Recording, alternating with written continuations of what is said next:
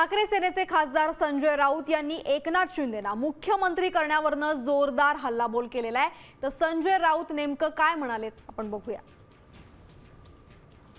जो आमदार अपात्र होणार आहे पक्षांतरानंतर अँटी डिफेक्शन लॉनुसार त्या अपात्र ठरणाऱ्या व्यक्तीला तुम्ही राज्याचा मुख्यमंत्री केलं, हे देशाच्या घटनेच्या विरोधात, संविधानाविरोधात, 10th शेड्यूलच्या विरोधामध्ये आहे।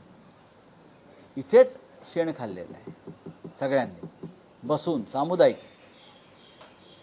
आणि त्याचे निर्माते अमित शहा जे आता पळतायत तोंड लपवून, फक्त काल पार्लमेंटला मुखदर्शन दिलं आणि निघून गेले। तुम्ही काँग्रेसची रोज विष्ठा खाता, तुम्ही रोज काँग्रेसच्या विष्ठेवर जगत आहात हे देखील देशाने ओळखलंय।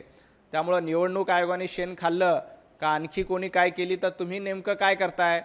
तुम्ही स्वतःचा पक्ष काँग्रेसच्या दावणीला बांधण्यासाठी जवळपास 10,000 कोटी रुपयाची डील उद्धवजी ठाकरे, आदित्य ठाकरे आणि संजय राऊत यांनी केली।